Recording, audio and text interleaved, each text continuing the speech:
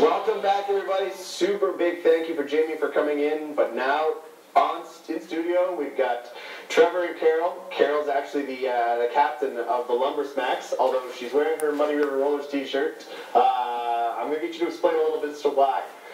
Well, I may be captain of the Lumbersmacks, but the Lumbersmacks is only a small part of our league, which is the Muddy River Rollers. And the Muddy River Rollers has our Travel A, which is the Lumbersmacks, and we have a newly founded Travel B, Home Team B, which we call the Mad Hitters. Okay. Yeah, so that makes our league, and but we all skate together, we all share the same home, and we're all one big team. One big happy family. Happy family. And I know, Trevor, you have had a chance actually to speak in the past before, and you basically had described to us, I know there's a lot of questions regarding roller derby being a woman-only sport and how that's a misconception. Men can do roller derby, is that correct? They can. I mean, there's so many different roles for men within the sport. It was created and started by women, but, men can be officials, so they can be referees, they can be NSOs, like non-skating officials, so they can help with, like, scoreboards or penalty boxes. Like myself, I'm a coach, so, men can be part of the league as coaches, volunteers, mascots, anything, you name it, there's always room for men in the roller derby. So for those that don't know what roller derby is, I myself is included, I think somebody tried explaining it to me once, and I didn't quite get it, so I'm going to ask either of you, whoever, I'd say we'll ask the coach, since he's the job to teach you. Give us the Cliff Notes version of roller derby. Oh, well, I don't know. Should I answer this one? Should we not go to the veteran seasoned player on how to explain? She told us you taught her everything she knows. So. Oh, that would be... I'm sorry, did you guys see my face? Yeah, the truth is out now on Rogers television right now. Essentially, roller derby is rugby on skates. It's kind of the way to look at it. That's when I was first introduced to roller derby. Somebody told me it was kind of like rugby on skates. You have 5 skaters from each team on the track. You have 4 blockers from each team, and you have each team has a jammer, and the jammer is the person that scores points. Ooh. So the blockers, when the whistle go, their job is to prevent the opposing team's jammer from getting through, as well as assisting their jammer in getting through. The first jammer through is the one that is able to control the jam, so they can call it off or let it go for anywhere up to 2 minutes. And every time a jammer passes a member of the opposing team, they pick up a point. So if you pass the whole team, it's 4 points, or is it 5 because you pass the other jammer, it's not relevant? You're smart. Is that how that works? It's handball. Yeah. No, for every person that you pass. So you have the ability to lap the opposing jammer. No, that's nice. Did you do a good job explaining it? Is that pretty much? It's pretty good. Pretty good. It's not bad. So, Carole, how did you get involved? I got involved with St. John when they first started 4 years back, and I would travel there every weekend. And at one point, I just thought, why not here? There was a lot of girls that were interested, and so we just had a couple of meetings and we got it going. But it was something that I had been looking at. I had friends in Ontario that were skating, and it seemed so intriguing, like this exciting, different underground kind of sport that we had no access to. So to have it and to bring it here, I was ready to take on the challenge, and I'm really happy that I did. As far as being associated with roller derby goes, I've talked to some other roller derby people in the past, and they talk about how the nicknames come up and how great those are. A lot of people affiliated say it's very similar to professional wrestling that way. I mean, what are your thoughts on that?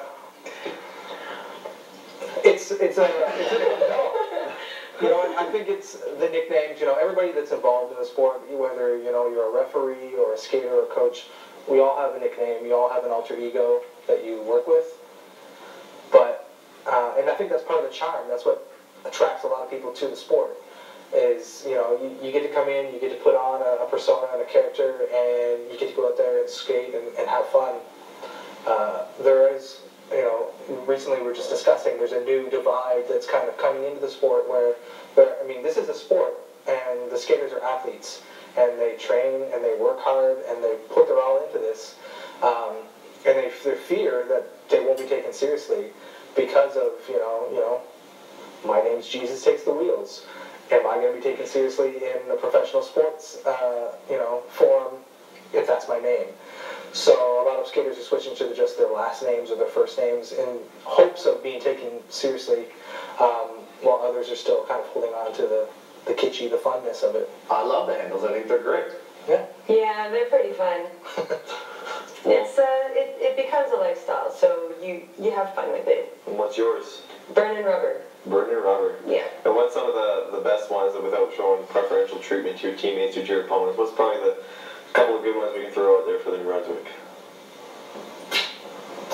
Remember, it's a family show. Yeah, that's funny. My mind was really racing. I'm like, what can I say on television?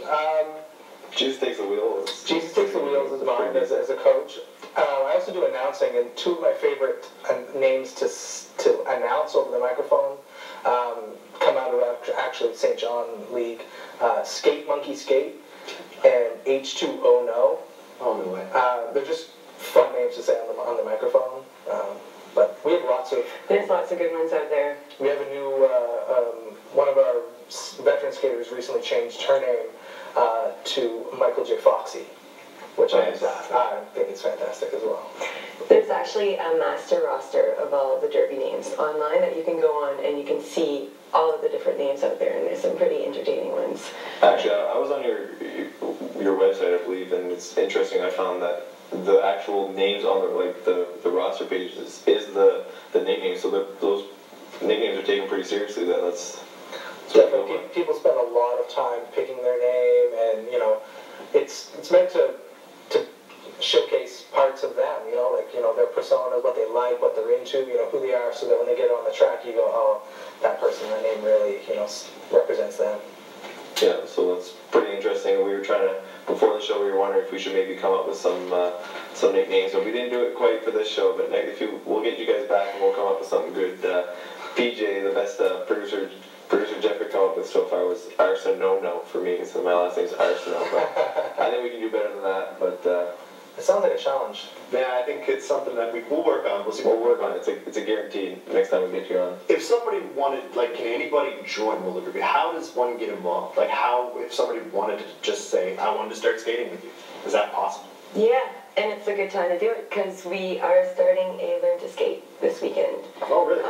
We started actually last Sunday was registration, and then we're starting this Sunday, and so about twice a year we do a Learn to Skate, so we get new recruits. We teach them all the basics from standing and falling and rolling, which seem like they should be so simple, but really everybody starts somewhere. So we teach them all the basics, and then we build to the point where they're ready to come on the track and learn how derby goes. So yeah, it's pretty exciting. And we lend gear out, so if you don't have gear, you can come try it on the gear. Yeah. Alex, you're good to go. Sounds good. You gotta get a nickname first, though. So No, nicknames come later. You don't need a nickname to play roller derby. Then other than Moncton, you mentioned St. John, is there any results in New Brunswick that has roller derby either starting up or established? Fredericton has a strong league going as well. Miramichi has one, and we just got information this week that Plaster Rock and Aroostook are looking to start leagues there. Is there anyone else that we've missed? So it sounds like it's a growing sport. Pardon? It sounds like it's a growing sport, so that's good for you guys. Get you guys more competition, and by the sounds of it, from what I heard, is Moncton's actually pretty good, aren't you guys? Yeah. Do you guys win championships? We do, but we work hard, right? Mm-hmm. St. John is definitely our biggest competition. Mm-hmm. We're very similar, and we were brought in at the same time too. We started at the same time, so they're definitely our competition. But we fight, we work hard, we train hard, so it's good. Do you ever play out of province opponents? I know Halifax has a roller derby team. We've gone as far as Edmonton for the Nationals. Yeah. We've traveled down into Maine. We've played against Montreal, and Ottawa. We intend to be in Toronto, and we've played it's not just New Brunswick. Like we play, like the New Brunswick teams, they play against the PEI teams, they play against the Halifax teams. Newfoundland has come down and played us. You know, all the East Coast provinces twice for the our Slate of Fundy, which is our East Coast provincial championship. So they come out. Everybody plays everybody. If we can drive or fly there, then that's what it is. And how does New Brunswick stack up to the likes of the Montreal, Edmonton, and Halifax? Are we pretty good, or? I think we've done pretty well. We're getting known because we've been playing those teams and we've fared pretty well against them.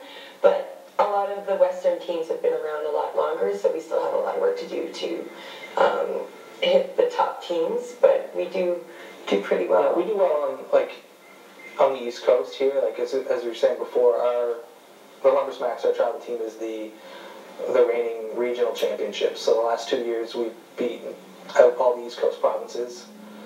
So we're the top team in our area, and we're looking to expand. Kind of, we're moving out further to the rest of Canada. But as Carole was saying, we're 4 years young versus most leagues are 8 years and up. Have been going around. So as far as, it's such an intense sport, and to watch everybody skating, protective. What measures are being taken to make sure that everybody's safe out there? It's actually really important. We have safeties, protocols that we have to follow during every practice. You can't skate a practice or a game without having your mouth guard, helmet, wrists, elbows, knees. You're covered. It's part of, we follow the WFTDA guidelines. So without that, you can't skate. So we're pretty strict as far as protective gear. Every skater has to have insurance as well, like their own individual skate insurance. And the WFTDA is like the governing body that we recognize for roller derby. So I appreciate the safety measures you guys go through, but it's not quite enough to get me to go out there and try it out. But how would I go watch a game or a match or something? How would I go out and where do you guys play and how do I go about that? For starters, we have a game this weekend on Saturday at the Arena. So people who are interested in watching or seeing what it's all about can come there. But we always skate either at the Arena or in the summer we take the arenas when the hockey's not there. We take over the concrete arena floors and we have our games there. So you guys have a game this weekend that people can go watch, pay a few bucks and see some roller derby? Yeah, we're playing against Maine this weekend. Oh wow, Yeah. some international Canada versus USA. It's Canada versus it. We're riding on the coattails of the Olympics. Oh, there you go. Looking for, to carry on that tradition. So they have some skaters coming up from Maine. It'll be on Saturday at 7 o'clock at the Coliseum Arena. Well, after those two hockey games, I think USA is going to be looking for some revenge, so you guys are being tough, but I'm sure you guys will do us proud. Yeah. Are the events family friendly? Can people bring their kids or? Yeah, we make sure they're family friendly. We promote it as family friendly. So we don't charge for children. It's like 10 and under are free. We want families to come. We're mostly mothers anyways, so we want our families to be there to support us. So it's for everyone. Yeah, it's a huge family-oriented environment. Like as Carole was saying, they're all, everyone's mothers. They have families. The majority of our fans coming are families and bringing their children. I always say don't let the tattoos or the names or the makeup and the tights kind of scare you or fool you. It's all a bit of show, but everyone's really friendly. The kids come, they have a great time. There's noisemakers. There's sometimes we have cotton candy. There's all different things. People come and they have a great time. It doesn't regardless of age. I think it's just like the fear of not knowing. Like you said, they just see girls with tattoos and they're all looking mean with their mouth guards and their nicknames. And it's like Chris was saying earlier, it's a misconception that it's a violent sport. But I'm sure we're gonna head out to check it out sometime, and I'm sure our opinion will be the same as yourself. That it's a family-friendly environment and that it's not a mean sport as is the perception. Definitely. If there was one thing you could tell the viewers watching now as to, to come see you, there's more, I'm trying to think of the way to put this together here. If there was one thing you could tell the viewers right now about roller derby, what would it be? It's the most fun. Like, it's unbelievable. All I can say is the most fun that you can have for, you know, $6 and under on any night of the week. It's fantastic. You get the athleticism is out of this world. You know, you might as well just be watching the Olympics for some of these girls out there. It's fun to see. Everyone has a great time. It's a good atmosphere.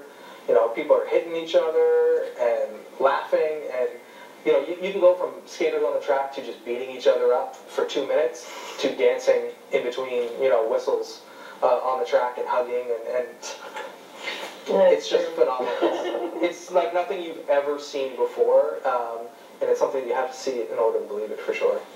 You know, guys, when Jamie was here, we were kind of joking around and asking if there's any roller derbies, people in the Hall of Fame, and he said no. And not yet, he said. Not yet, he said. That's true, not yet. What's your goal? Is your goal to get there? Can you get into the Hall of Fame? I was giving him a bit of a hard time there before he went on, just trying to get the information on how to get in there. But I think if anyone's going to get in it might be her. Well, I'm not getting in it anytime soon. It's a challenge. It's all the nominations, so you're the coach. You just got to nominate her, write up a little nice essay and why she should be there, and maybe she'll make the cut. Is there someone, we were talking about builders with Jamie and how people start the sport, is there someone who's still involved that's the person who's responsible for roller derby in Moncton? Is there one person who should get recognition for that? Or? She's sitting right here. Is she really? Yeah. She started the league. So you started with because you started in St. John and Yeah. brought the Moncton kind of So I brought it and built it, and I don't mean to cut you off, guys. I'm sorry, but we're pretty much almost out of time. So thanks so much for watching, guys, and we'll see you next week. Best of luck this weekend. thanks. Thanks. Thanks for coming. How are we?